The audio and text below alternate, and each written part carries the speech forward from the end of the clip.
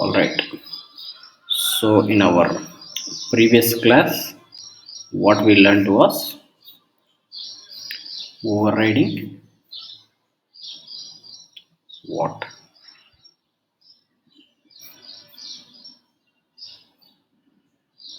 Overriding what? Two-string method.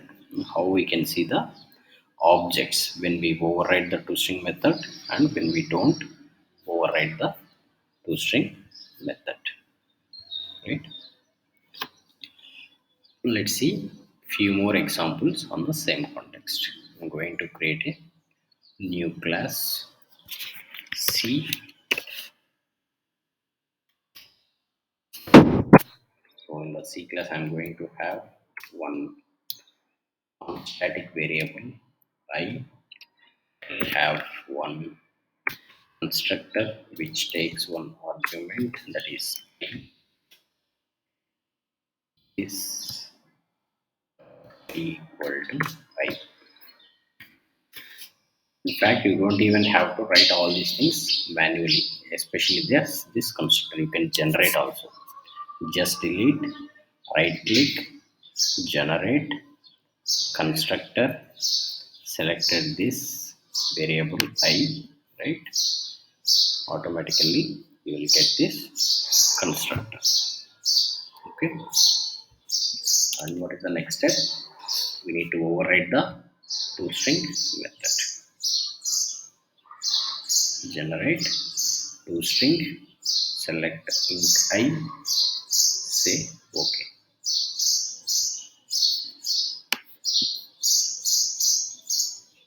All right, the toString is overridden. Let's write a class, manager class, for this, where we use the object of C. So C manager.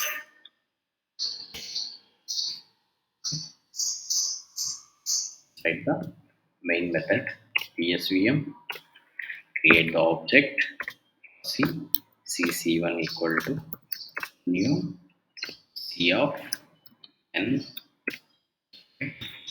cc2 equal to new C of Z.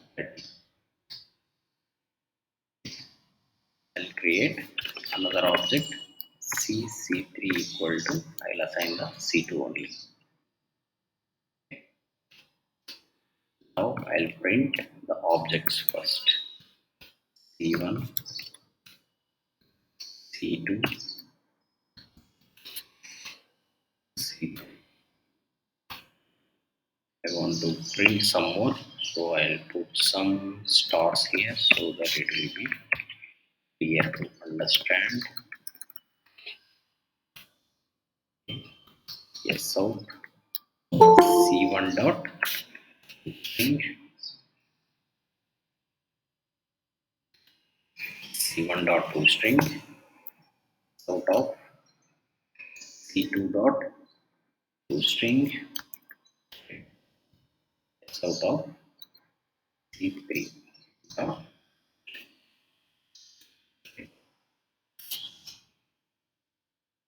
Right. So now again I'll put some stars.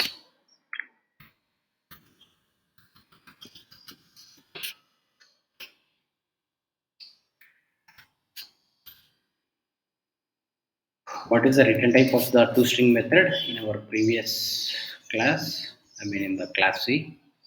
What is the return type of the toString method?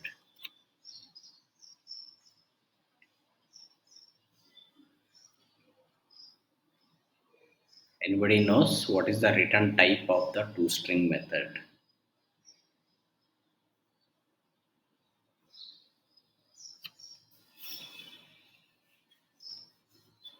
Nobody knows.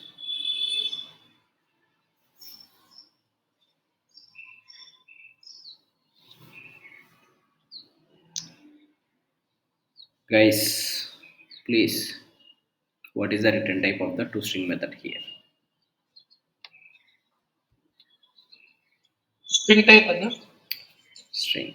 See, if you guys are Just silent. What I feel is whatever I had taught so far, it's all waste if you don't give me the answers. That's the impression I get. If that is a reality, let me know. No point in just waking up early in the morning and then sitting in the classes.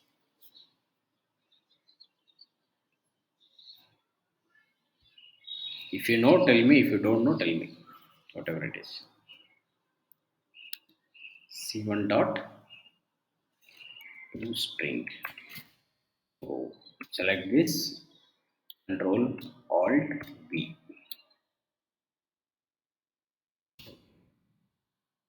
So string S1. We name it as string S1. Similarly, S1 dot toString. If you see here, when you are selecting the toString, you can see the return type here also on the right hand side.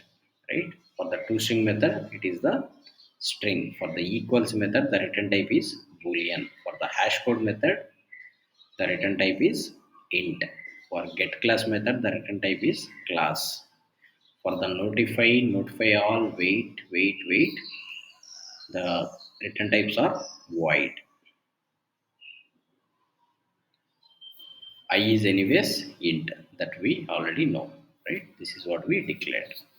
This is how you can easily know it. It should be C2.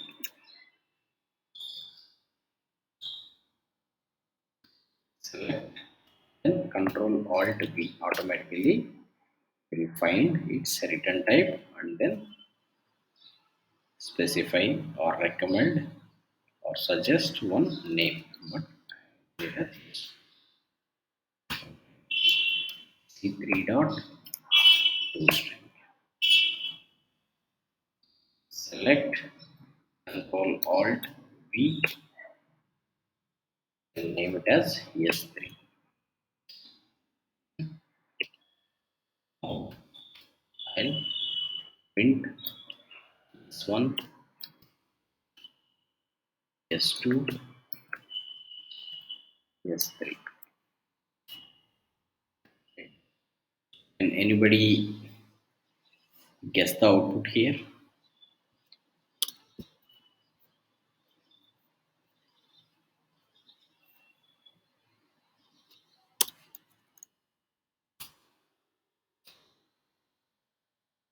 Anybody guess the output here?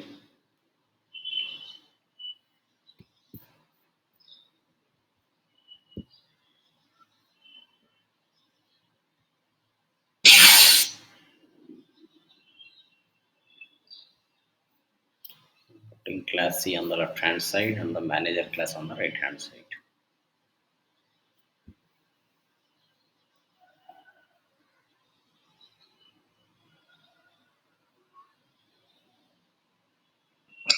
And the first three print statements print the hash code, Okay, and next three print statements print the value, okay, and it's override the object class. It's overrides the object class string method, and the third statements give that string label string from the C class, so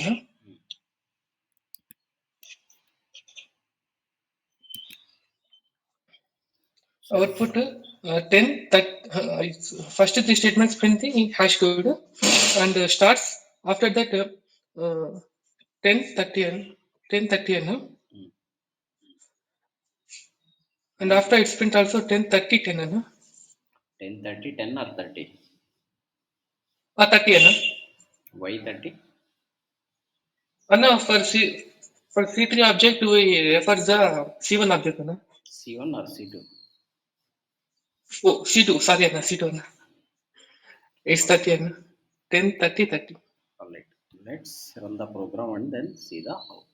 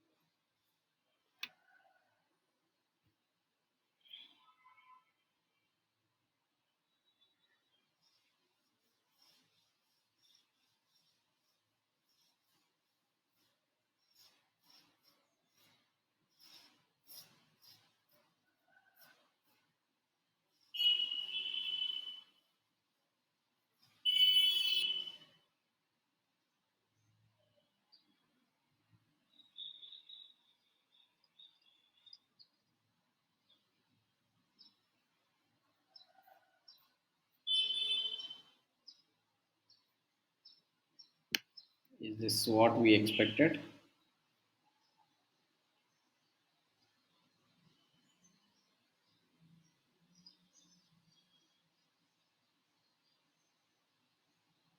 Teja?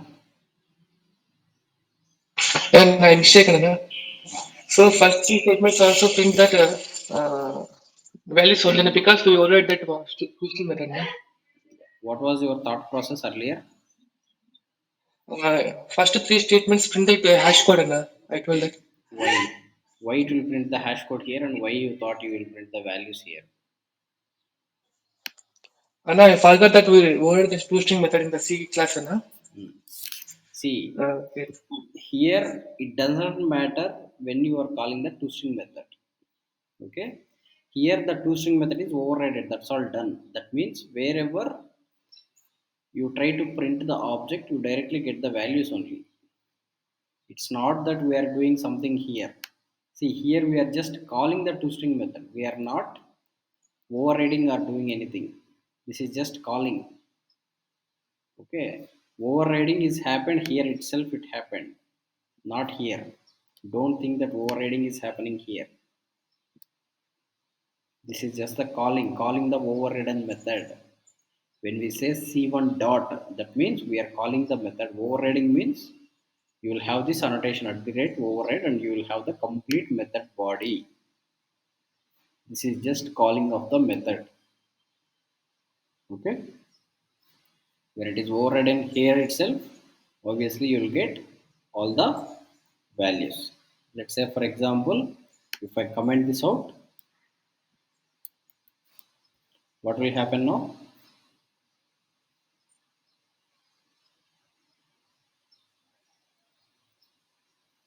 If you comment it out now let's say the two-string method is not overridden. What we will get?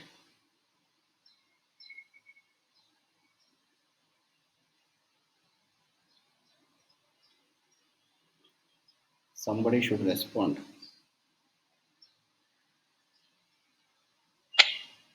First three statements print the hash code. Anna. Mm. This is the output what I first expected. Anna. Mm. And next three statements print that values. Anna. Mm. Next three statements also print the values. Anna. Okay, let's see.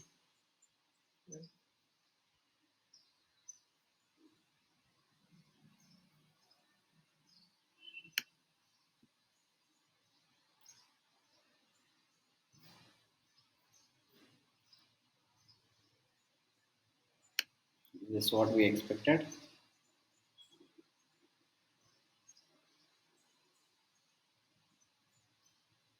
Hmm? No, no. Now what is the logic that you understood? Uh, in parent class without existing of twisting method, so we can't.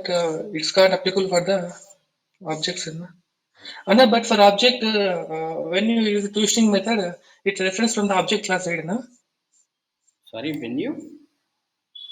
If you not override the twisting method in the main class, Anna, Mm-hmm. uh, but when you use the twisting method, it gets from the object class, right? Anna? Yes, But why you get that hash code values in the output? Anna? because we did not override, right? Let's say now just click on this two-string method. Just hold control and click here. Where it went? Object class. In the object class what it has?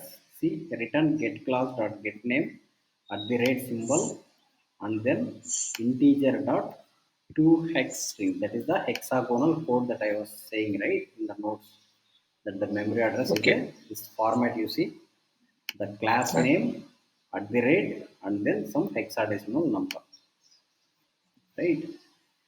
okay. Anna. Object class two-string method is returning this one. Okay. Okay. Anna. But when you wanted the content something else, right? You just uncomment this.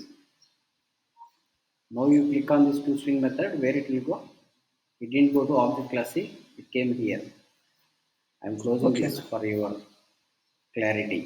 I'm clicking this. See, it is coming to the overridden method. In the overridden method, what is that we are returning?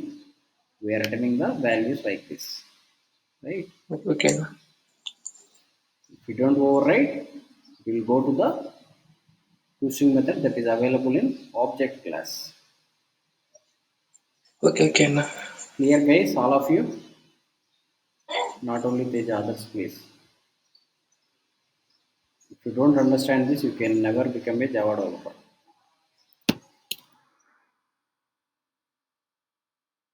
Please repeat it again. Okay. So let me first write some notes here, right? Because we are learning toString method.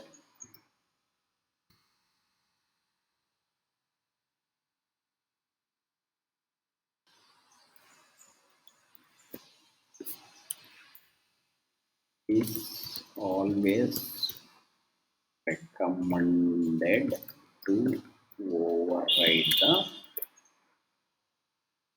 toString method. Otherwise,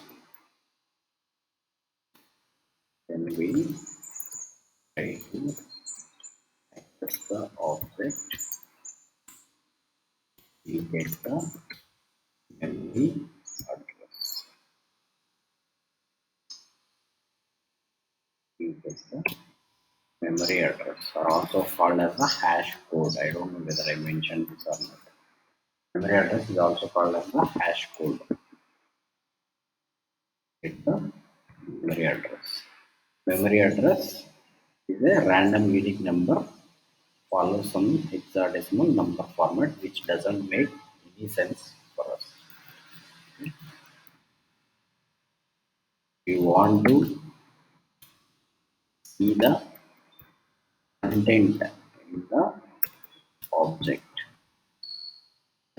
Object. Then it's mandatory to override the string. Which are the only 2 points that we learned. Nothing else. I might have written a lot of very big programs, lot of code, right? But at the end of the day, these are the only 2 points that we understood with all this code. There is nothing much, right? So what we are doing here is we are overriding the toString method. If you override the toString method, then you will get the content of the object. Content is what? Values of the variables. Values of variables. Content means whatever the values that we are specifying while creating the object. Content is nothing but the values of that particular object, right? If you want to see those values, then it is mandatory to override the toString method. If you don't override the toString method, it will give the memory address or hash code of the object. Memory address or hash code of the object. Because when the toString method is overridden in C, class C, it will call this toString method only, right? In the inheritance we learned. If we don't override, it will go to the superclass method. The method available in its superclass. So, what is the superclass? Object class. So, in the object class, toString method was returning what? We had shown some value like hexadecimal format. That is what we were getting. Is this okay or should I still repeat?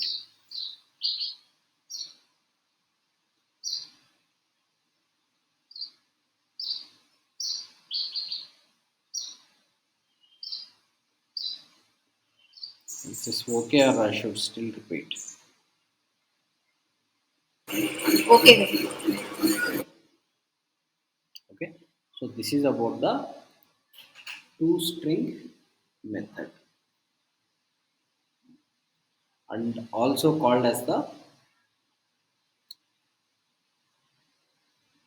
see here, C1 value is 10, C2 value is 30, C3 value is 30, right? This is also nothing but the object state. Object state is nothing but the values of the attributes. Object state is nothing but the values of the attributes. What are the attributes here? That is I. I is the attribute. I is the variable. Okay. So this is called whatever the values that you assign to that variable is nothing but the object state. Clear? Now I'll create even more. Let's try to understand in a better way. Create some class.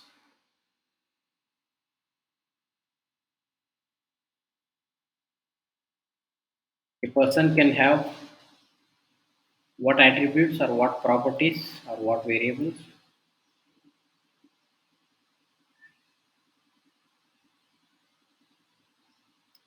A person can have what properties?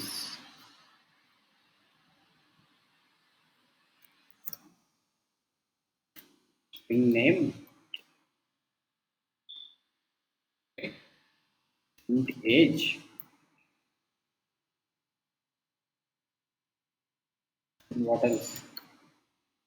String gender.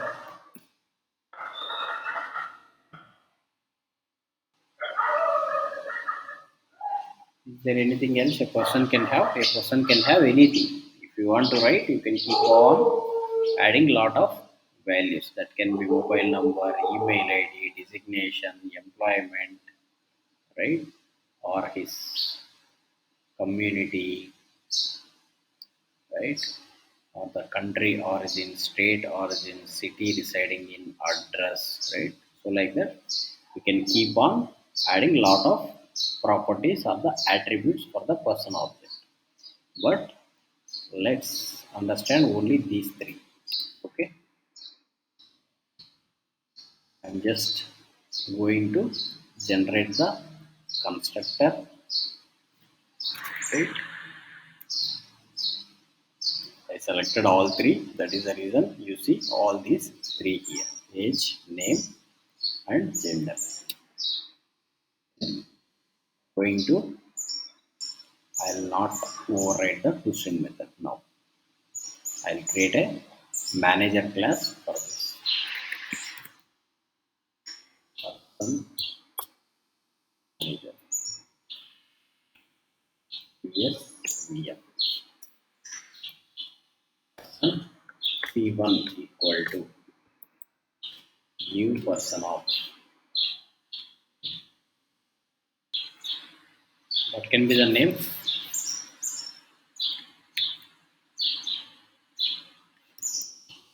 Teja.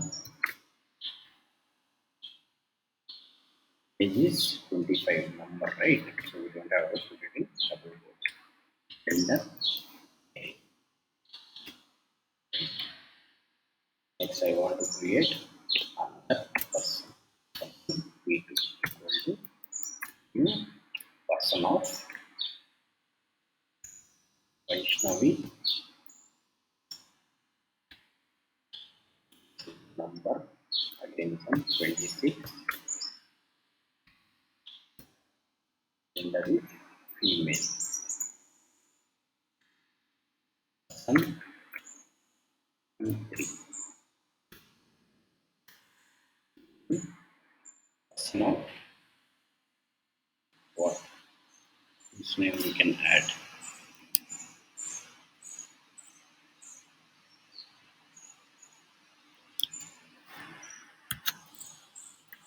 Babu, Reddy,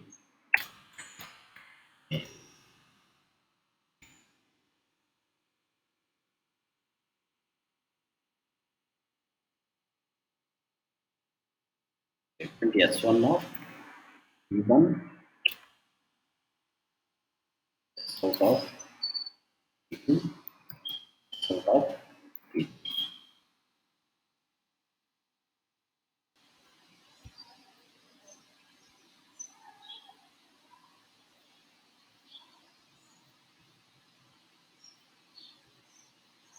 Now tell me what I am going to get when I print P1, P2, P3.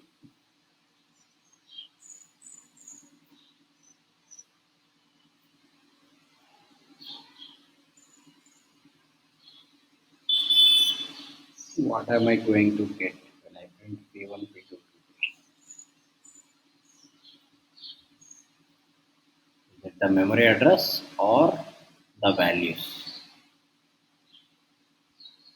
Question. Memory address. Memory address, right? Let's run the program and see the output.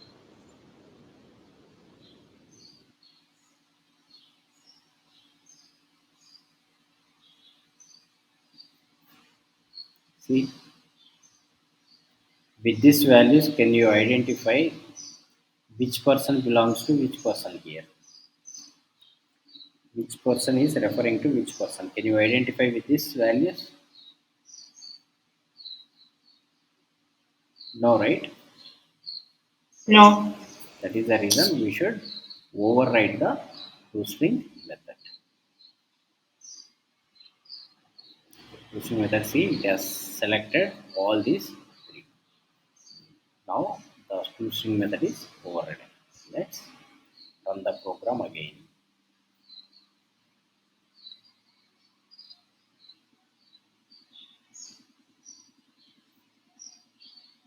You have got the values.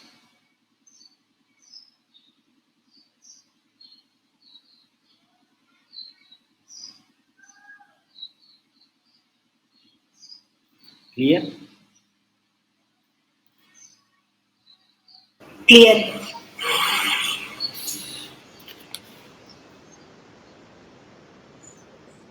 So this is all about the toString method. It is very simple to understand about the toString method. If we override the toString method, you will get the values of the attributes or the object state or the object state. Okay, this is called as the object state. When you run it, this is the object state of the person P1. This is the object state of the object P2. This is the object state of the object P3. Okay, if you don't override, then you will get the memory address or the hash code. So there are two simple points about the toString method. There is nothing major, right? Now let's understand the equals method.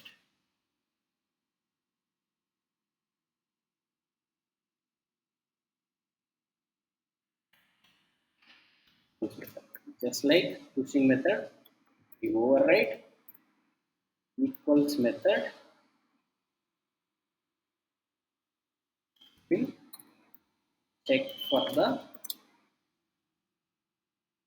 equality with the content or the object state.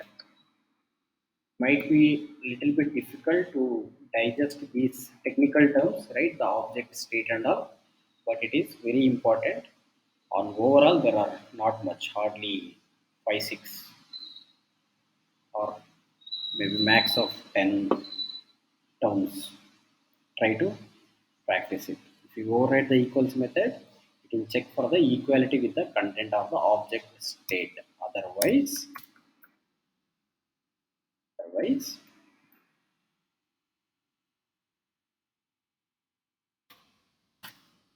you check for the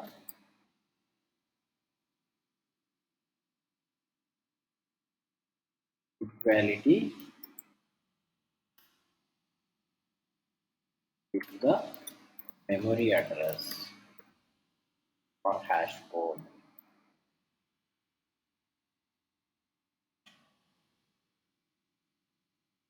Memory address or hash code. Let's write a simple program. Class D.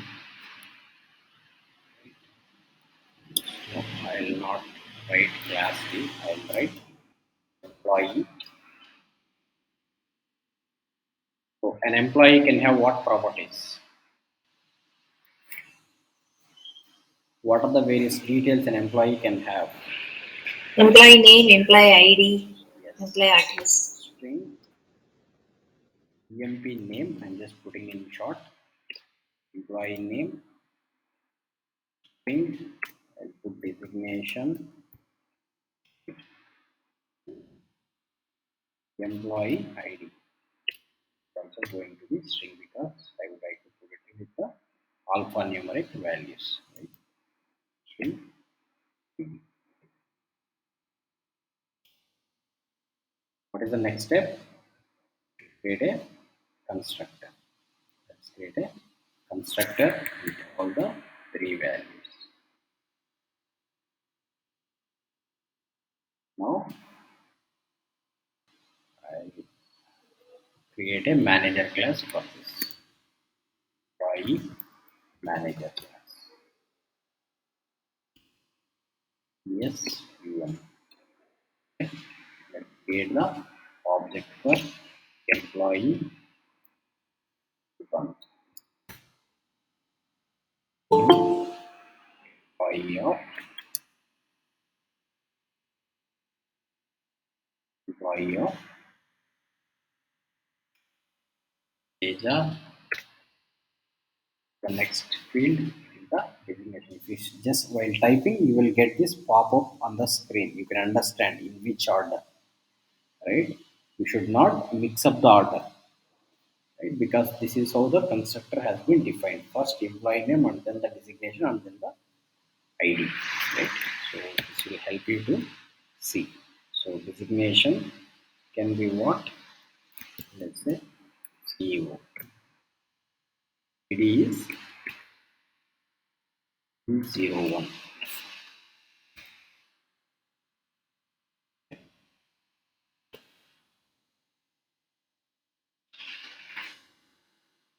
Employee E2 equal to new employee of Vaishnavi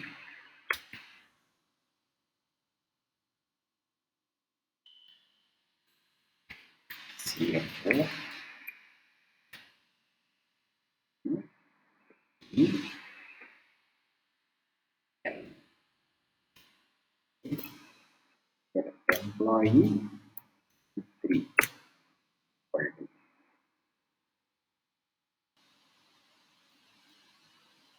employee E3 equal to I'll say E1. So I'm assigning the same employee E1 to E3. Okay. Going back to our employee class, I will override the toString method first. ToString method is override, right? So now I print E1, E2, E3, what I will get?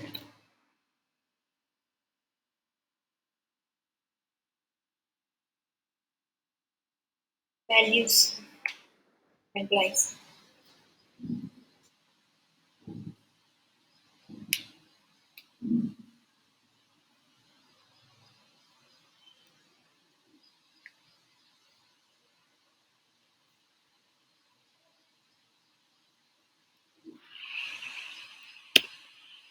It's the values or the memory address. It's the values, right? So we know that. That is clear.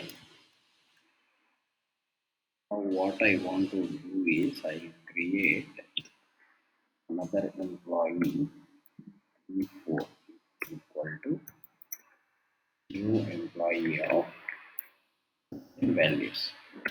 Teja E0 0 1.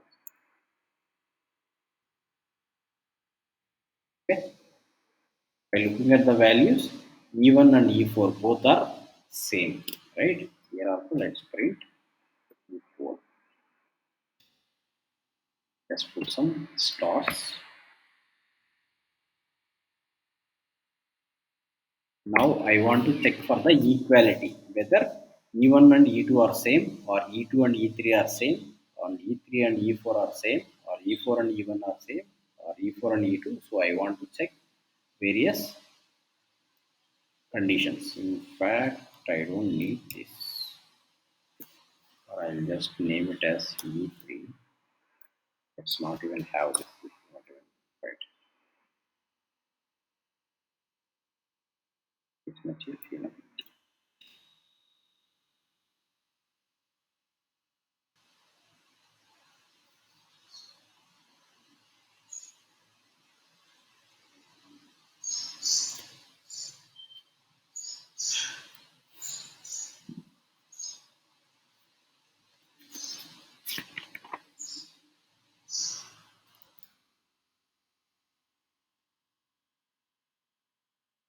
E1 equals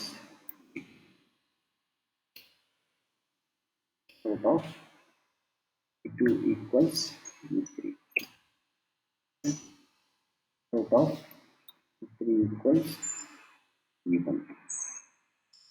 So these are the various combinations. So when we say double equals, that means what? We are checking for the equality, right? When you put the double equals, it is the equality. When you just put the single equals, that is the assignment, right? Very basic thing. That is not the point that we are going to discuss here. Now E1 and E2 are same or different? Different ಅನ್ನ Different. E2 and E3, different ಅನ್ನ E3 and E1, difference ಅನ್ನ E3 and E1 are different. yes ಅನ್ನ Why? Same. ಅಲ್ಲ both are different objects right ಅನ್ನ But the values are E1 same. is one E1 is one object, E3 is different object ಅನ್ನ You are right. Others, this is what the point that I was going to explain, right? Because here E1 is a different object because it says new employee. E3 is new employee. That means another new object, new memory address, right? Let's run the program first. Or if you still want to see how those three are different, first comment this out. You will see three different memory addresses. Though the content is same, the memory address is different. See, all these three memory address is different, right? But let's say for example, employee E4 equal to E1. Okay. Now I'll try to print S out of E4. So what is the memory address that I will get for E4?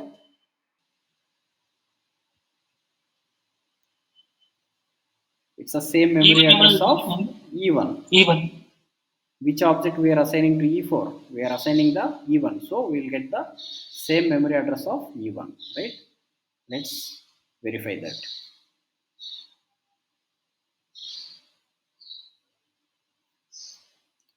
E1 is E2, E3 and E4. If you see E4 and E1 both are same, right? Because we are assigning the object E1 to E4. Here the values are same between E1 and E3, values are same, but we are creating a new object. When you say new, that means that is new, that is unique. It doesn't matter how many you have it already. New means new, that's it, right? Now the next point is, right, I'll remove this toString method, right? If you print now, you will get all the values instead of the hash code or the memory address. You will get all the values. See, Teja, Vaishnavi, Teja, Teja, right? Now the next thing is the equality. E1 equal to E2. So E1 equal to E2, is it same? no ಅನ್ನ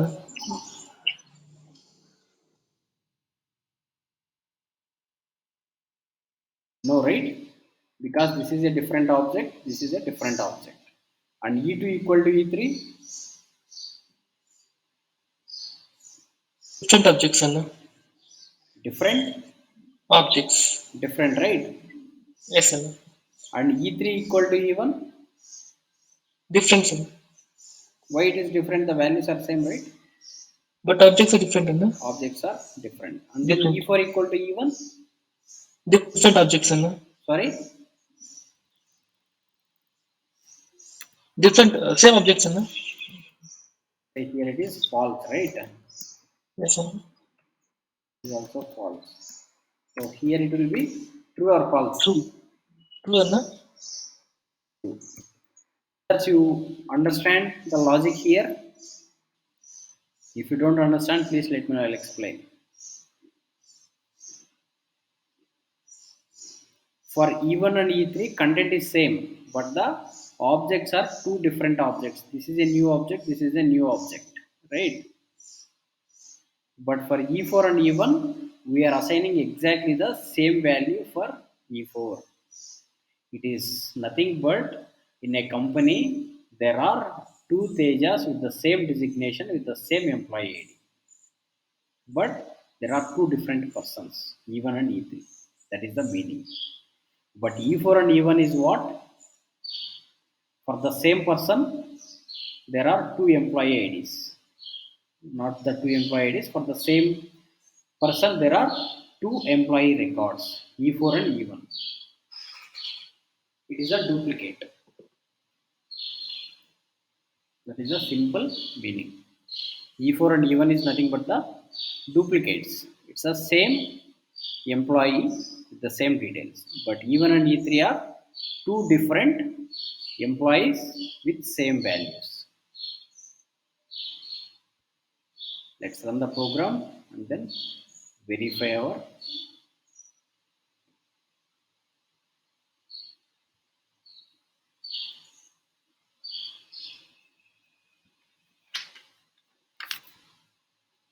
clear.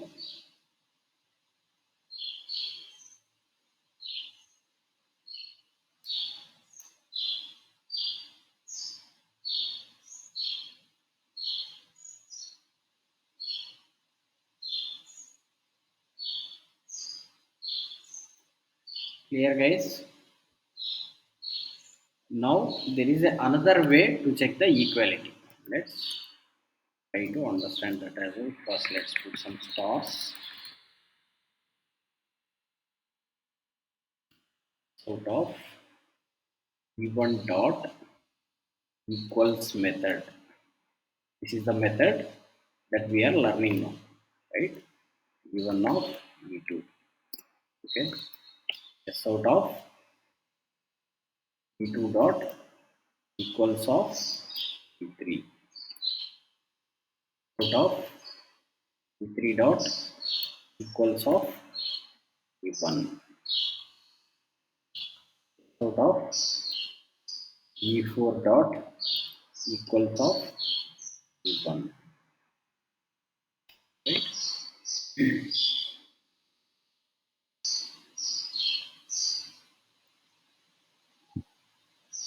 What will be the output now? The same format. E1 dot equals of P2. Anyways, it is false, right? Teja and Vaishnavi. And E2 and E3, it is again Vaishnavi and Teja. And E3 and E1, both are same. It's Teja and Teja, but these two are two different objects, right? So it is again false. And E4 and E1, it's the same object. We are just assigning the E1 to E4, so it should be true. Let's run the program and see the output.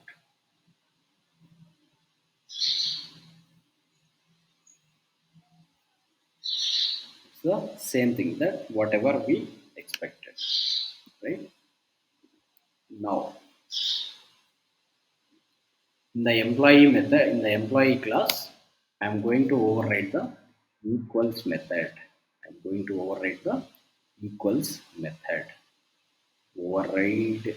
Where do you see equals, equals, equals? Yeah, here. Equals and hash code. Okay. You cannot override only one of them, either equals or hash code. You should override both together. You just click next, next, next, everything. See, you have got this much of code. I did not write it manually. I'm going to repeat again. Right click, generate equals and hash code. Click next. Don't change anything here. Just click next. Again, it is already selected. Don't change anything. Again, the same thing. Do not change anything. Again, the same thing. Do not change anything. See, it has got the equals method, right? And what is the return type of the equals method here? It is boolean. It is true or false. And it has some content. You don't even have to understand anything as of now. For now, you just remember we just need to override the equals method. Okay, you don't have to understand what it is. Maybe once you become an experienced developer, you'll be able to understand on your own. Even now you can understand, but you need to put some efforts at the starting. And then we have the hash code, right? The hash code, what is the return type of the hash code? It is int. Okay. Now if I run the same program, please remember the output here. It is all false, false, false, and finally it is true, right? Let's run the same program now.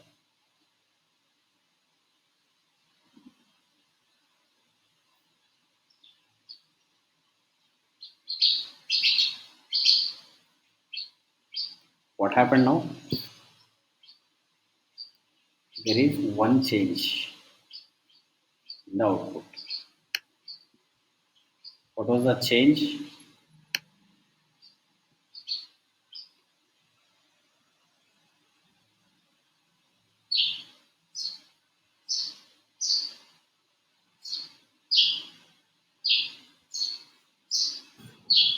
What was the change? What was the difference in the output? E3 dot equals of 1 equal to true.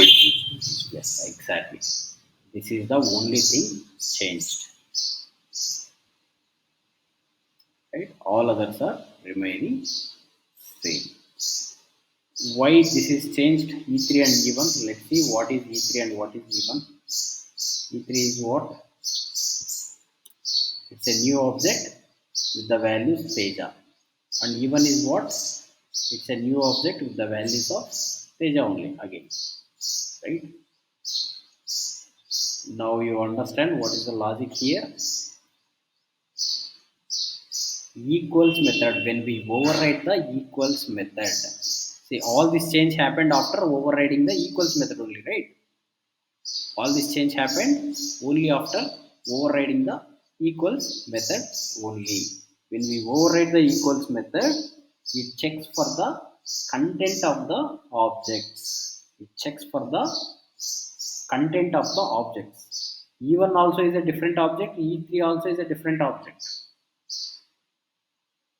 Okay, but the values are same. That means the content is same.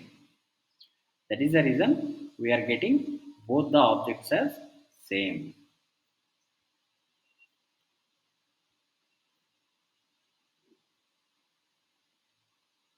Clear? Any confusion here?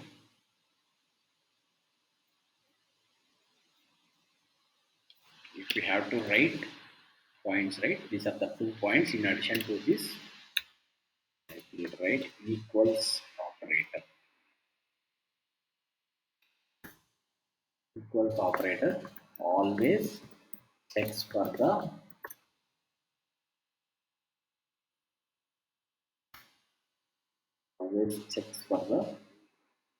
memory address of the object.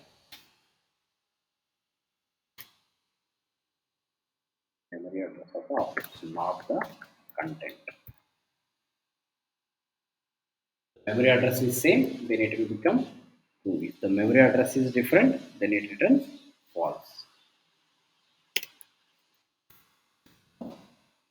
Memory address is same, returns true. Otherwise, returns false.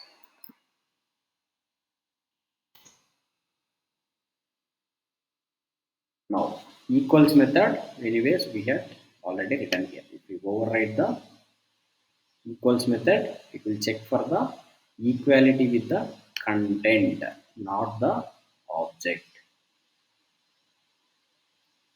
It will check for the equality of the content of the object state of the values, right? Otherwise, it will check for the equality of the memory address. One more point.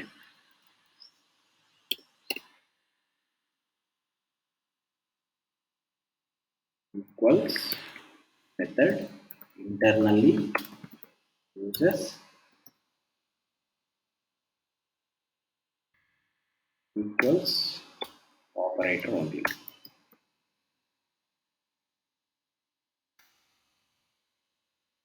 Operator only. If you want, you can go back and then see the equals method. See here, it is using the equals operator only, right? Clear, guys? Any confusion here?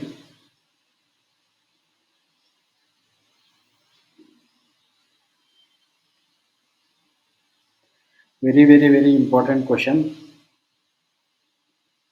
What happens when we override the two-string method and when we don't override the two-string method? And what happens when we override the equals method and when we don't override the equals method? So when those questions are asked, if you can explain these many points, there won't be any cross question for you. It will be very impressive answer.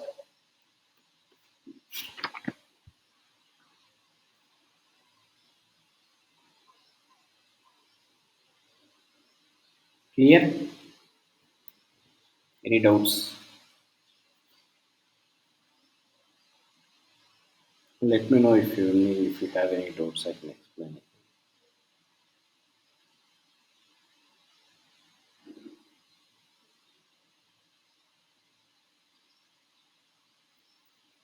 Simple things. To summarize, two-string method. If you override it, you will get the content. If you don't override it, you will get the hash code or the memory address. Equals method. If you override, you will check on the content. If you don't override, you will check on the memory address. Simple. To summarize, that's the very simple summary. I'll stop it here. I'll continue tomorrow. If you have any questions, you can ask me now.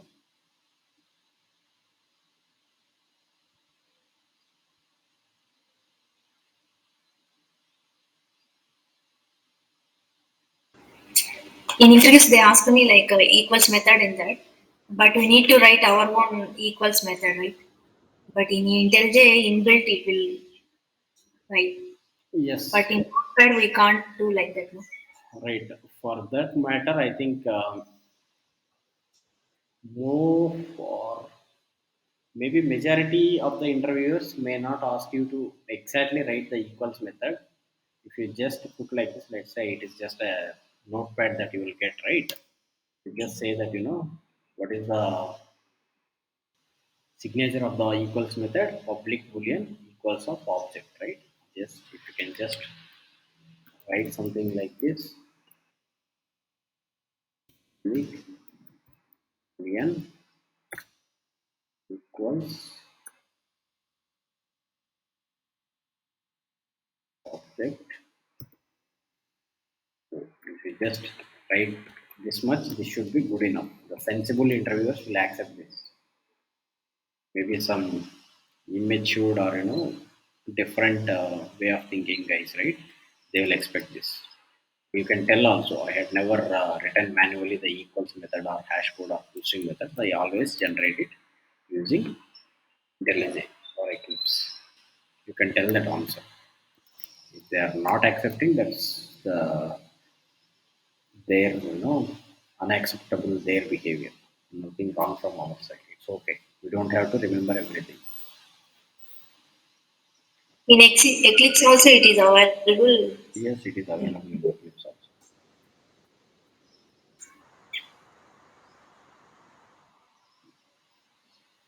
Maybe the option might be slightly different, right? Here it is generate and there it is, I don't know. I don't remember exactly. On high level, it is always recommended to override all these three methods.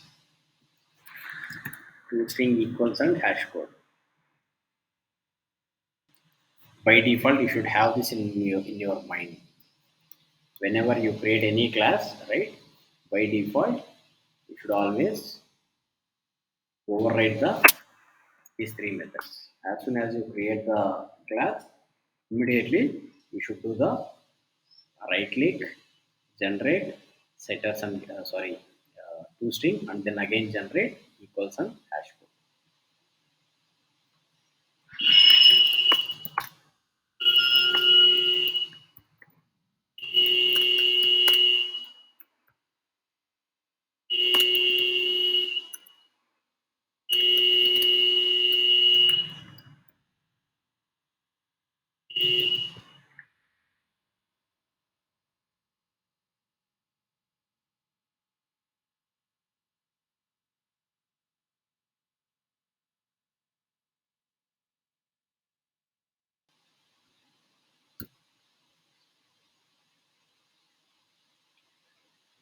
Clear, guys?